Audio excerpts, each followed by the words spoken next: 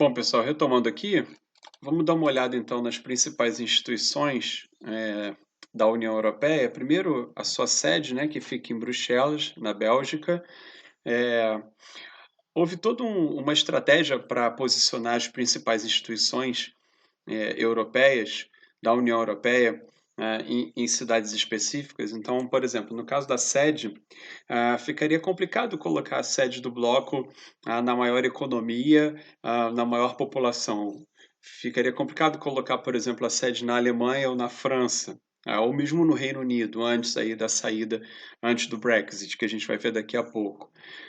Seria interessante buscar um país que fosse mais neutro, e que ao mesmo tempo não fosse um país irrelevante, não fosse um país insignificante, como, sei lá, a ilha de Chipre, por exemplo, ou algum membro novo da União Europeia, como é, a Eslovênia, vai recém-separada da Iugoslávia. Então seria interessante, né, a escolha do país sede obedecesse mais ou menos a esses critérios. Então os caras resolveram colocar a sede na Bélgica, que foi uma potência, né, colonial, junto com França, junto com Inglaterra, junto com a Holanda, junto com a Alemanha mesmo, a própria Itália, né, no neocolonialismo que fez que promoveu a partilha da África, mas ao mesmo tempo não é, como eu disse, não é a maior, está longe de ser a maior população, longe de ser a maior economia, então seria um país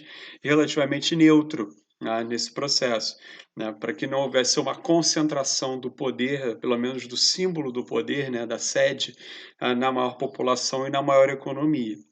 Agora, outras instituições, as outras principais instituições, como por exemplo o Banco Central, aí já obedeceram um critério, né, estratégico, sim, mas obedeceram mais uma lógica, como por exemplo a lógica do capital aqui, no caso do Banco Central.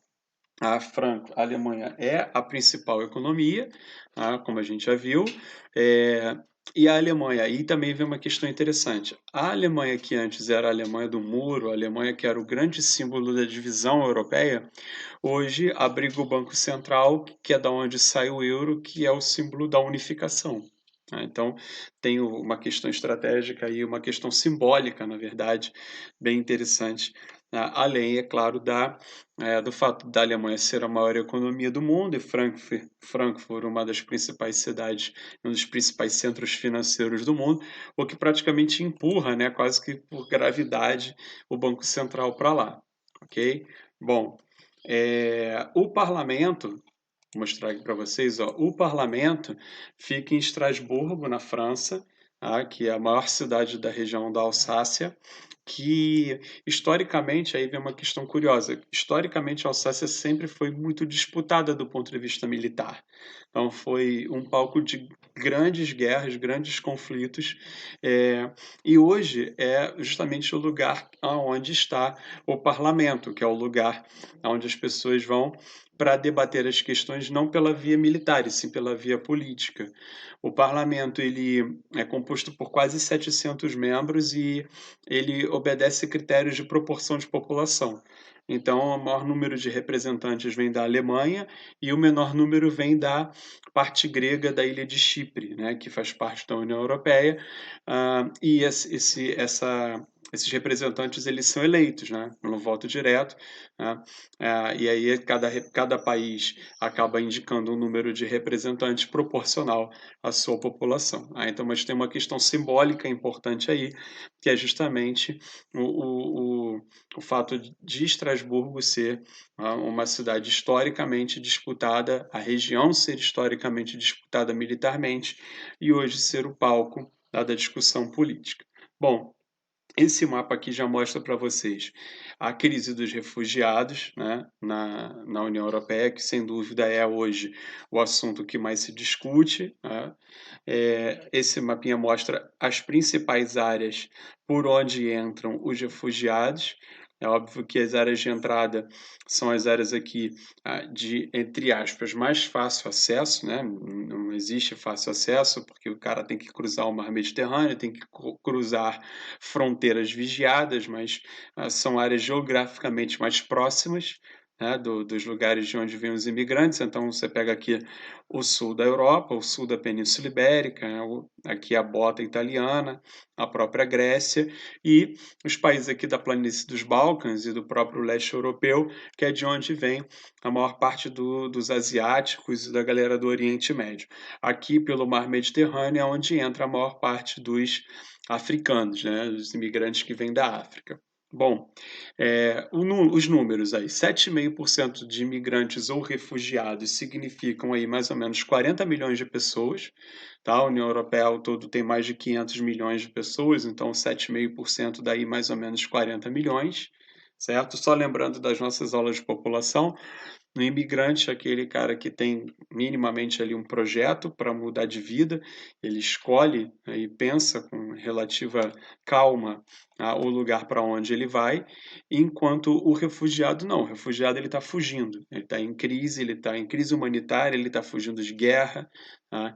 Então há uma diferença aí, a gente já viu isso, mas só para relembrar, entre imigrantes e refugiados. E é exatamente essa questão aqui, a que está causando uma mudança de perfil na Europa. Então, deixa eu mostrar para vocês aqui só um histórico rápido. A gente chama de enraizamento do imigrante, né? Vamos colocar aí que o primeiro imigrante chegou em 1950, né? 5 anos depois da Segunda Guerra Mundial, com 20 anos de idade, um perfil aí de imigrante bem comum, cara jovem, migrando. 5 anos depois nasce o primeiro filho desse cara, que é a primeira geração de nativos, tá certo? Esse cara vai ser o primeiro filho do imigrante, vamos supor que alguém migrou da Nigéria para o Reino Unido ou da Argélia para a França. Então é o primeiro filho do argelino nascendo na França, o primeiro filho do nigeriano nascendo na França. 25 anos depois, bota lá na década de 1980, nasce o seu primeiro neto, né, que vai ser o filho do seu filho, e 25 anos mais tarde nasce o seu primeiro bisneto, possivelmente com esse cara aqui já morto, né, já com esse primeiro imigrante já morto. Ele já vai fazer parte, esse bisneto, ele já vai fazer parte da terceira geração de nativos, e a gente pode contar que agora, 2020 aí, está nascendo a quarta geração de nativos. Então, o que que isso significa? Eu já não tenho mais, somente a presença do imigrante na Europa, eu já tenho a presença do neto, do bisneto e do tataraneto do imigrante, né, muitas vezes. Ou seja, esse cara ele não é mais imigrante, ele já é cidadão francês, ele já é cidadão britânico, ele tem os mesmos direitos e deveres. E ao longo desse tempo, né, é óbvio que houve um enraizamento cultural, é óbvio que houve a chegada desses imigrantes e os seus filhos, netos, bisnetos, promoveram uma mudança, né, sociocultural na Europa. E isso agora é muito visível, né? Atualmente isso é muito visível. Não era até 20, 30 anos atrás, mas agora é. Deixa eu mostrar aqui para vocês um exercício bom de fazer. Então, ó, isso aqui é a seleção francesa de futebol campeã da Euro em 1984, né? E aqui, ó, a seleção da França campeã do mundo em 2018. Olha isso. Então, essa França campeã da Euro em 84 só tem um negro, que é o atacante Tigana, né? Enquanto que a França campeã do mundo em 2018 tem aqui, ó, praticamente só negros, certo? Repara que já são aí, como eu disse, os filhos, netos e tataranetos daqueles primeiros imigrantes que começaram a imigrar lá no final da década de 40 e início da década de 1950, e que são cidadãos franceses hoje. Então, perceberam essa mudança, uma mudança social, uma mudança cultural e uma mudança da cara mesmo da Europa, que está sendo bem aceita aí pela comunidade europeia de uma maneira geral? Não, não está sendo bem aceita. Tanto que é exatamente isso que gerou isso aqui, ó, né, que ficou conhecido como Brexit, ou seja, a saída do Reino Unido, de dentro da União Europeia. Exatamente essa situação, essa condição do imigrante e de seus descendentes, que foi o principal argumento, o principal motivo para a saída do Reino Unido, né, o chamado Brexit. Por quê? Porque na Inglaterra especificamente, no Reino Unido especificamente, a gente tem uma sociedade muito conservadora, né? Os partidos conservadores têm força, no Reino Unido, mais do que em outros lugares, mais do que na França, por exemplo. Eles resolveram sair da União Europeia exatamente para criar uma legislação própria, né, com relação à imigração, uma vez que dentro da União Europeia eles tinham que seguir uma legislação comum. Então, a ideia do Brexit é, na verdade, uma consequência, uma ideia que foi crescendo ao longo da segunda metade do século XX e início do século XXI.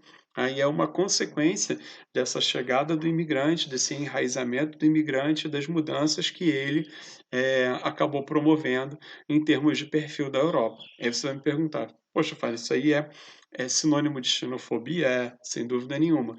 Muito mais por conta dessas mudanças que o imigrante acabou causando do que pela disputa no mercado de trabalho, né? Porque do ponto de vista econômico, o imigrante, ele muitas vezes é a solução, para vários países, como é o caso da Alemanha. A Alemanha incentiva um melhor tratamento para o imigrante dentro da União Europeia. Por quê? Porque são países que têm um número de nascimentos muitas vezes insuficiente para compor a população economicamente ativa. Então, a chegada desse imigrante jovem acaba muitas vezes resolvendo esse problema de mercado de trabalho e principalmente nas funções que o europeu tradicional não quer trabalhar. Então, né, que são as funções de menor qualificação. Então, do ponto de vista econômico, nem é um problema. Agora, do ponto de vista sociocultural, isso mexe com o brio do europeu tradicional, como mexeu aí com o brio do britânico, o que motivou o Brexit, certo? Vamos dar uma olhada em alguns exercícios aí para ver como é que esse tema União Europeia acaba aparecendo na provinha de vocês? Vamos lá.